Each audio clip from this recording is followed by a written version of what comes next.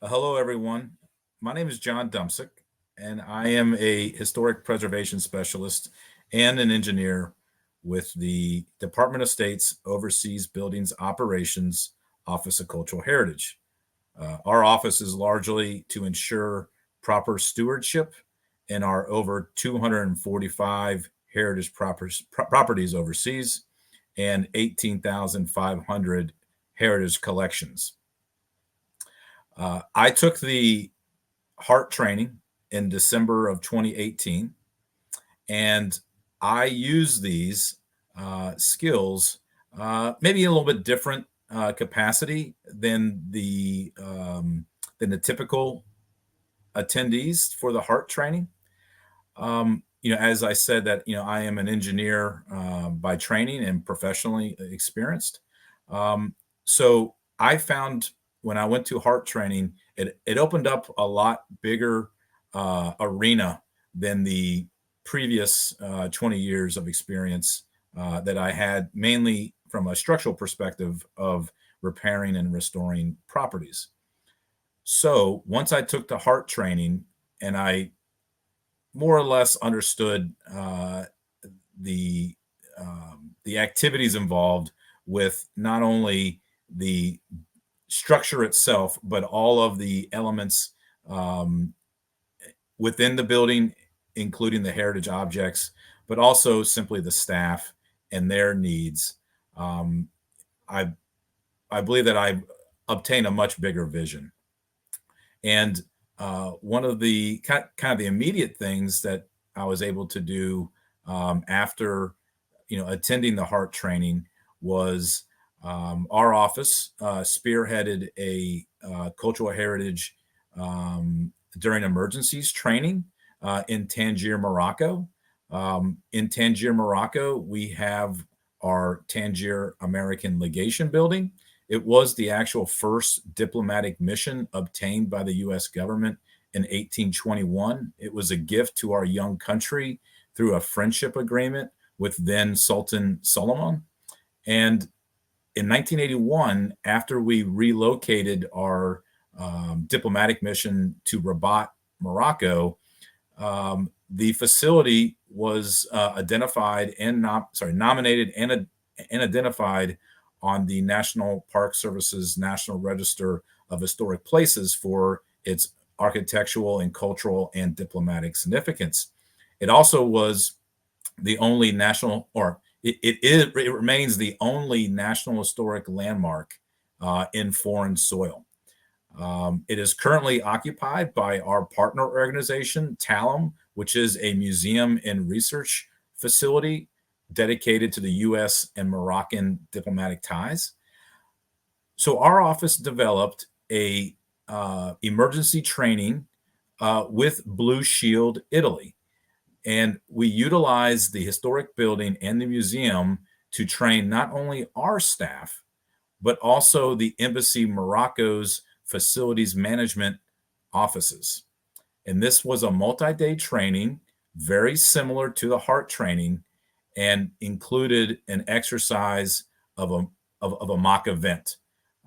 It was very well attended, and it was a opportunity for cultural heritage professionals in our office to engage with others and the facilities maintenance staff local to Morocco.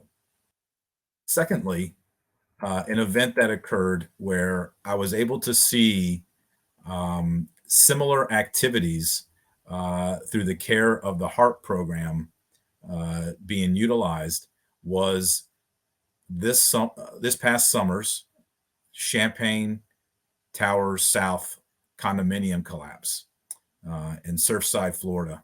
I was there as part of a urban search and rescue effort as a structural specialist to keep the first responders safe while they were um, trying to obtain access to any um, remains and live victims.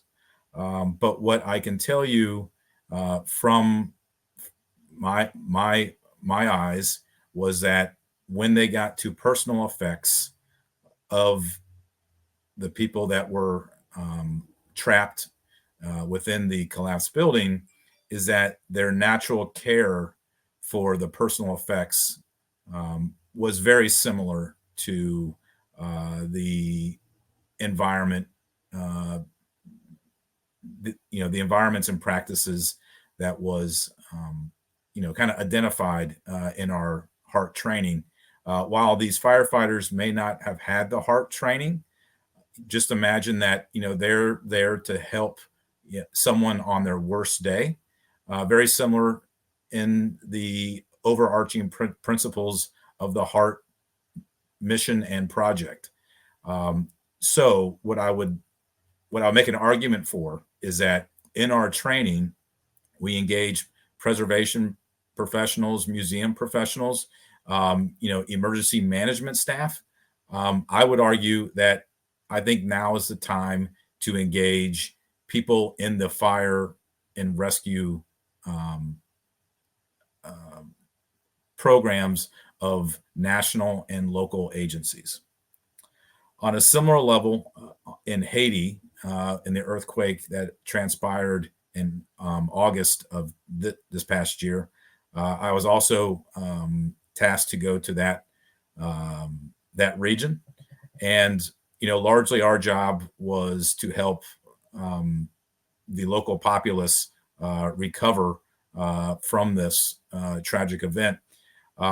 And one of the successes that I must say is that when I went to a particular town, when I met with the de facto mayor of the town, we simply asked them, what are your concerns? And their concerns were people are sleeping in the streets. Psychologically, they do not want to sleep in their homes. They do not want to go to their churches. They do not want to be within a health clinic. And so as an engineer, I was able to kind of understand that this was a much bigger issue of trust of their facilities.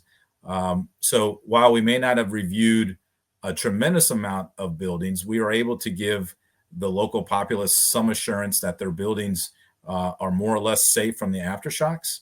But we also allowed them to get back into their healthcare facilities and even enter a fairly damaged church that was exhibiting localized damage to its bell tower. We created offset distances to allow the building to still be used. And given that the country is a fairly religious country, to get people back into their normal day-to-day activities was a win for me professionally.